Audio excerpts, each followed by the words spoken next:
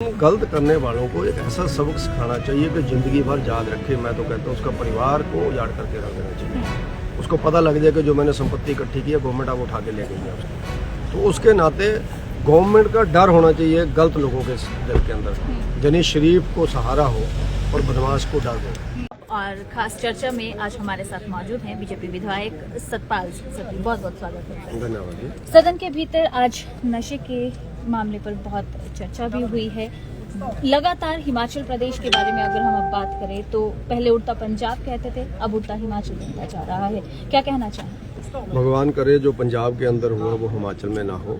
उसी के कारण इसके ऊपर गंभीर चर्चा आज विधानसभा के अंदर चल रही है। नशे को रोकने के लिए सभी माननीय विधायक, वो चाहे पक्ष के हैं चाहे विपक्ष के हैं, इस मत के हैं कि इसके ऊपर सख्त कार्रवाई होनी चाहिए, सख्त कानून बनना चाहिए। और जो लोग नशा फैलाने में या नशा करवाने में सहयोगी साबित होते हैं उनकी संपत्तियों को सीज करना चाहिए। जिस तरह से बदमाशों को रोकने के लिए उत्तर प्रदेश के अंदर कार्रवाई की गई, ये भी एक बदमाशी है, ये भी मौत का कारण बन रहे हैं। तो उसके नाते हमारा जो मानना है कि इसके ऊपर सख्त कार्रवाई हो और प्रदेश सरकार को बिना किसी मतभेद के उसके ऊपर निर्णय लेना चाहिए। और ऐसे अधिकारियों को बॉर्डर एरिया के अंदर लगाना चाहिए, पुलिस के अंदर, एक्साइज के अंदर, या अन्य जो भी डिपार्टमेंट्स हैं जिनकी क्रेडिबिलिटी के ऊपर कोई प्रश्नवाचक चिन्ह ना हो। मैंने भी आज इसके ऊपर बोला कई ऐसे अधिकारी लगाए गए हैं जो खुद ही उसको सहयोग करते हैं, जो खुद ही जिनको कभी इन चीज़ों को सुन करके गुस्सा आता ही नहीं है। तो मेरा ये मानना है कि गवर्नमेंट को जो स्क्रूनिंग करनी चाहिए कौन से अधिकारी अच्छे हैं और उन्हीं को बॉर्डर एरिया के ऊपर लगाना चाहिए। और बॉर्डर के जो अधिकारी हैं उन्हीं के ऊपर पूरा प्रेशर बनाना चाहिए कि अगर अंदर क्रॉस किया तो हम तुम्हारे ऊपर कार्रवाई करेंगे।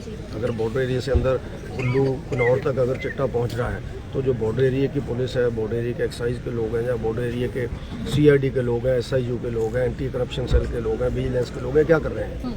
तो इसके ऊपर करना चाहिए और सख्त कानून बना करके इसको रोकना चाहिए। यानी कि कहीं ना कहीं अधिकारियों की मिलीभगत की और आप इशारा कर रहे हैं। हाँ, बहुत लोग ऐसे हैं, कई लोग, सारे नहीं है, अनेकों। तो ऐसे कई बार ध्यान में आता है कि कुछ पॉलिटिशियन भी ऐसे हैं, बेईमान लोग हैं जो सत्ता के अंदर पैसा कमाने के लिए आए हैं, लोगों के बच्चों को बिगाड़ रहे हैं। और जब चुनाव होते हैं तो लोगों को बोलते हैं आप जो मर्जी करना लेकिन हमारे साथ चलो। ऐसे चंद लोग हैं राजनीति के अंदर भी, ऐसे चंद लोग हैं पुलिस के अंदर भी, ऐसे चंद लोग हैं एक्साइज के अंदर भी, ऐसे चंद लोग हैं समाज के अंदर भी। उन चंद लोगों के कारण पूरा समाज परेशान हो तो उससे अच्छा है कि उन चंद लोगों को सबक सिखाया जाए। तो ये सब दोनों पार्टियां, हमारा सौभाग्य है कि हिमाचल के अंदर राजनीतिक में घालमेल नहीं है, बहुत राजनीतिक पार्टियां नहीं है, दो ही पार्टियां सौभाग्य से। ये प्रदेश की जनता की अचीवमेंट है। लेकिन अगर ये दो भी इसको कंट्रोल नहीं कर पा रहे हैं तो इसका मतलब कहीं ना कहीं बिल्कुल गलत चल रहा है, तो उसको रोकना चाहिए जी। अब बात गारंटियों की करें तो बीजेपी काफी आक्रामक रुख अपनाए हुए है सदन के बाहर। आज तीसरा दिन था और तीसरे दिन भी आप कह सकते हैं कि एक अलग आप कह सकते हैं कि नजरिया जो है आप बीजेपी ने आज अपनाया और दूध को लेकर हंगामा। कैसे देखते हैं 10 गारंटियां?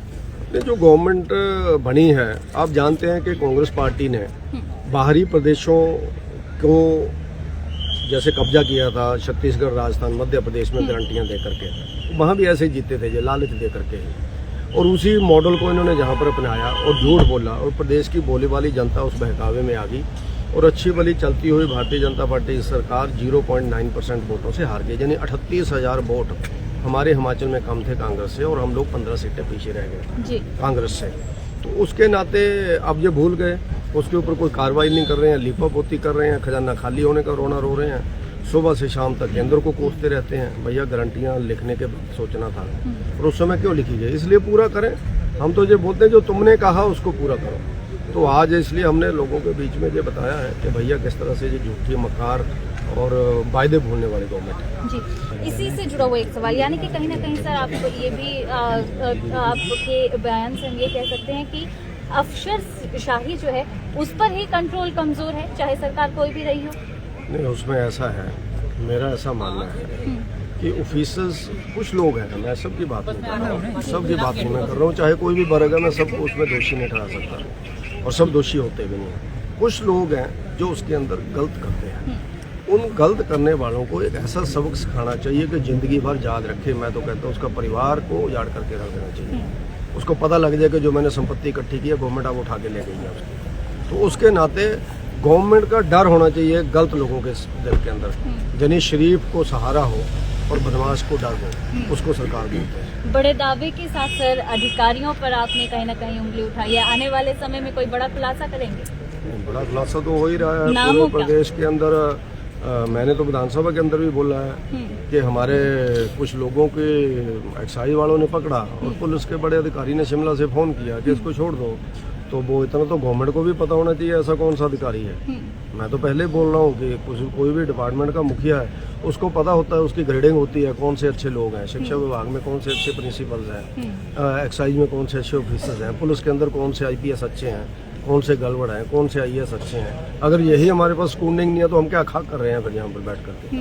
तो उस लोगों को, अच्छे लोगों को फील्ड में लगाना चाहिए, जो गलत लोग हैं उनको दफ्तरों के अंदर बैठाना चाहिए, क्योंकि नौकरी से तो उनको निकाल नहीं सकते। जी। तो उनके लिए अलग स्थान होना चाहिए, फील्ड के अंदर दमदार लोग, जानदार लोग और बिल्कुल जिसको कहते हैं कि एक्शन लेने वाले लोग फील्ड के अंदर होने चाहिए। जी, बहुत बहुत शुक्रिया सर बातचीत। धन्यवाद। तो ये सतपाल सत्ती थे और साफ तौर पर कहीं ना कहीं इन्होंने जो प्रश्न उठाया है वो अधिकारियों पर उठाया है, अफसरशाही पर उठाया है कि चाहे नशे का मामला हो या खनन माफिया की बात कर ले, अधिकारी ही हैं, कुछ एक अधिकारी, चंद अधिकारी ऐसे हैं जो संरक्षण दे रहे हैं, जिसके बूते ये सारा काला कारोबार फल फूल रहा है। हालांकि देखना होगा कि सरकार इस पर आगे क्या कुछ कहती है और देखना ये होगा कि बीजेपी का इस पे क्या मत आता है। फिलहाल के लिए इतना ही, नमस्कार।